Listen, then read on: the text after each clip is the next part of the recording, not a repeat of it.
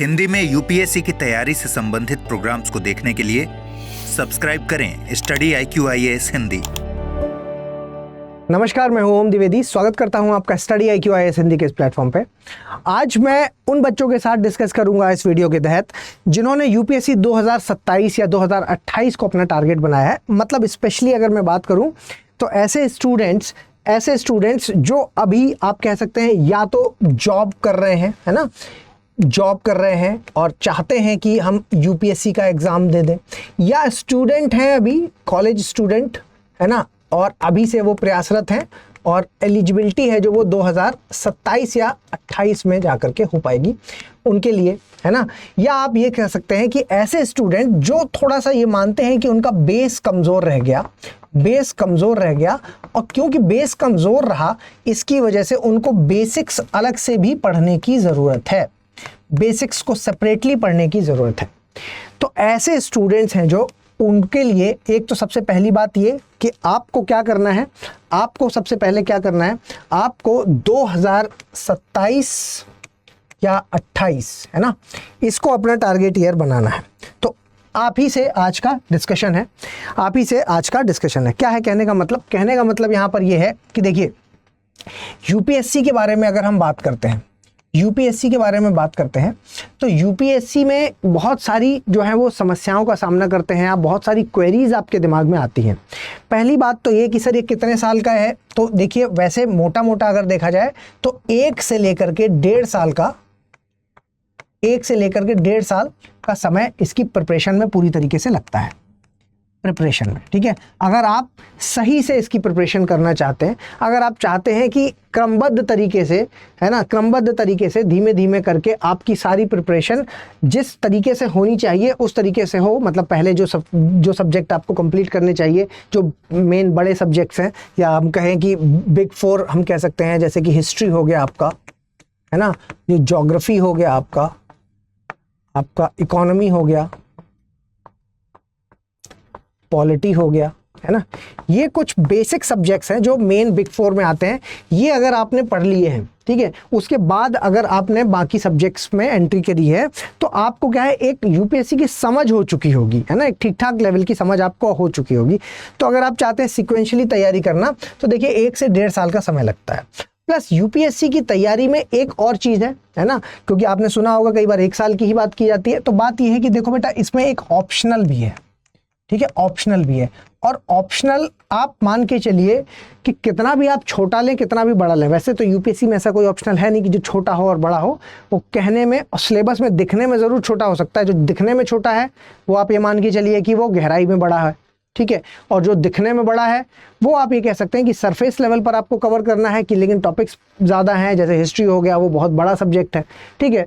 तो वो टाइम की बात अगर हम कहें तो मोटा मोटा आप मान के चलिए कि 6 मंथ्स तो आपको लगेंगे ही लगेंगे। इसके अलावा आपको कुछ और भी चीज़ें यहाँ पर प्रिपरेशन करनी होती है कि भाई 1 साल में आपको क्या फाउंडेशन करना होता है। तो फाउंडेशन में क्या, तो देखो एक तो कुछ सब्जेक्ट्स तो मैंने आपको बता दिए, इसके अलावा और भी जैसे सब्जेक्ट्स हैं, जैसे हो गया आपका साइंस एंड टेक, बहुत इंपॉर्टेंट सब्जेक्ट, ठीक है, जैसे हो गया आपका एनवायरनमेंट, बहुत इंपॉर्टेंट सब्जेक्ट, जैसे हो गया आपका आर्ट एंड कल्चर, बहुत इंपॉर्टेंट, गवर्नेंस, है ना, ये हो गया। उसके अलावा सोशल वर्क, ठीक है, मतलब आप इसके अंतर्गत हम सोशल इश्यूज को पढ़ते हैं, ठीक है, इश्यूज को पढ़ते हैं। सोसाइटी अलग है, ठीक है, सोशल इश्यूज हो गया, सोसाइटी वाला पार्ट हो जाएगा। इसके अलावा आप ये कह सकते हैं कि सर इथिक्स का तो एक सेपरेट पेपर ही है, ठीक है। तो मतलब कहने का कि बहुत सारी चीज़ें हैं जो आपको यहाँ पर पढ़नी है, डिजास्टर मैनेजमेंट, है ना, इंटरनल सिक्योरिटी, इंटरनेशनल रिलेशंस, बहुत सारी चीज़ें हैं जो आपको यहाँ पर पढ़नी होती है। तो इस सब में आपको ये फाउंडेशन है जो उसमें आपको कम से कम 1 साल का समय लगेगा, ध्यान दीजिए, और कम से कम 6 महीने में आपको ऑप्शनल। इसके तहत इसी फाउंडेशन में इस 1 साल में आपको साथ में ही क्या करनी होंगी, 2 चीज़ें और करनी होंगी। क्या 2 चीज़ें हैं? एक आपको करनी होगी आपके मेंस की आंसर राइटिंग, दूसरी चीज़ आपको जो करनी होगी वो है MCQs की प्रैक्टिस।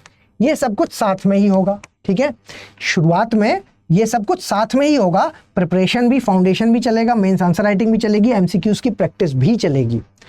और जब आप अगर मैं मान के चलता हूं कि आप 2027 वाले हैं, है ना, 28 वाले नहीं, 2027 वाले हैं, तो मान लीजिए कि जब आप दिसंबर 2026 में आ जाएंगे तो उस वक्त तक आपका सारा सिलेबस कंप्लीट होना चाहिए। सारा सिलेबस, ठीक है, सारा सिलेबस है जो वो कंप्लीट हो जाना चाहिए। अगर ये सारा सिलेबस कंप्लीट है तभी आप ये कह सकते हैं कि आप 2027 में यूपीएससी क्लियर कर पाएंगे। बाकी उसके अलावा कोई भी दूसरा तरीका नहीं है कि आप क्लियर कर सकते हैं। तो आपको सारा सिलेबस कब तक कंप्लीट करना है? दिसंबर 2026 तक। ध्यान दीजिए, अब क्योंकि अब आपके पास जनवरी से लेकर के मई तक का जो समय है ना, मई 2027 तक का जो समय है, इसमें सिर्फ और सिर्फ अब आप प्री पे फोकस करेंगे।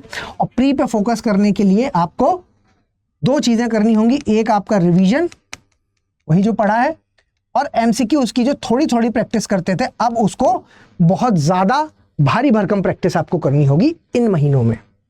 उसके बाद जब आप प्री पास हो जाएंगे, फिर आपको क्या मेंस की तैयारी करनी होगी। तो आप ये कह सकते हैं कि सर जून से लेकर के, है ना, मैं मान के चलता हूँ कि अक्टूबर नवंबर में जब आपका एग्जाम हो रहा है, तो अब आप देखिए इतने कम समय में अलग से मेंस नहीं पढ़ा जा सकता। तो जो आपने फाउंडेशन में पढ़ रखा है उसी का रिवीजन करना होगा, रिवीजन, और साथ में आंसर राइटिंग की प्रैक्टिस जो आपने डेली बेसिस पर 1 और 2 फाउंडेशन के दौरान की है, वो भरपूर मात्रा में यहाँ पर करनी होगी। और फिर इसके बाद अब आपको इंटरव्यू के लिए तैयारी करनी होगी, है ना, आपके पर्सनैलिटी टेस्ट के लिए आपको रेडी होना होगा।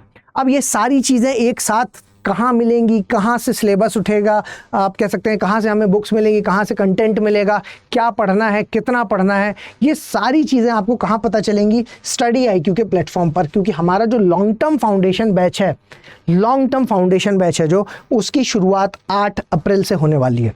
8 अप्रैल से होने वाली है। ध्यान दीजिए, इस वक्त है जो वो प्राइस है जो वो कम हो गया है। आप ये देख पा रहे हैं 34,999, मतलब ओम लाइव कोड अगर आप इस्तेमाल कर लेते हैं तो 34,999 में ये आपको कोर्स है जो वो मिल जाएगा। इसमें वो सारी चीज़ें हैं जो मैंने आपसे अभी डिस्कस की। इसके अलावा और भी अनेक फीचर हैं, जैसे कि आपको मेंटोरशिप की फैसिलिटी।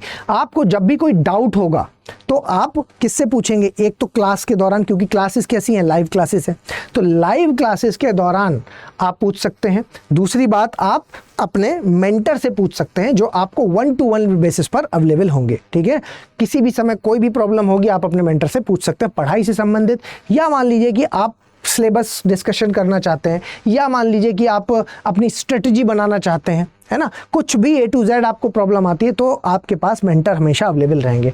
आंसर राइटिंग आपको डेली बेसिस पर करवाई जाएगी। आंसर राइटिंग टीम मौजूद है जो डेली आपके क्वेश्चंस को चेक करके आपको कमियां उसमें बताएंगे जो कि आपको सुधार करने होंगे। ठीक है, आप अगर प्री पास कर लेते हैं, सबसे इंपॉर्टेंट, ताकि पूरी साल, क्योंकि बहुत लंबा समय है ना, तो इतने लंबे समय के लिए आप मोटिवेटेड रहें, तो आप कह सकते हैं अगर आप प्री पास करते हैं तो उसके लिए ध्यान रखना है, आप प्री पास करते ही आपकी फ़ीस रिफ़ंड कर दी जाएगी, है ना, प्री पास करते ही फ़ीस रिफ़ंड कर दी जाएगी। आप कह सकते हैं कि सर आप अगर हमारे वीकली टेस्ट में रैंक 1 लाते हैं तो 11,000 रुपये की धनराशि भी दी जाएगी आपको। ठीक है, 11,000 रुपये की धनराशि भी दी जाएगी। इसके अलावा आप ये कह सकते हैं कि अगर आप अच्छे बच्चे हैं और अच्छे से पढ़ाई कर रहे हैं और हमारी टीम ने आपको सेलेक्ट किया, तो आप PRP के तहत, प्रीलिम्स रेजिडेंशियल प्रोग्राम के तहत यहाँ रह करके भी अपनी पढ़ाई कर सकते हैं। इसके अलावा अगर आपने प्री पास कर लिया तब तो कंपलसरली यहाँ पर रहकर आपको मेंस की तैयारी करनी ही करनी है। कहने का मतलब है कि आपको सारे फीचर्स इस बैच में मिल जाएंगे। तो लॉन्ग टर्म अप्रैल बैच आ चुका है, 8 अप्रैल से शुरुआत हो रही, शाम को 6 बजे। फटाफट आप इसको ज्वाइन कर लीजिए, है ना। चलिए, तो इतनी इन्फॉर्मेशन थी जो मैं आपके साथ शेयर करना चाहता हूँ। फिर मिलेंगे किसी और वीडियो में, तब तक के लिए धन्यवाद। हिंदी में यूपीएससी की तैयारी से संबंधित प्रोग्राम्स को देखने के लिए सब्सक्राइब करें स्टडी IQ IAS हिंदी।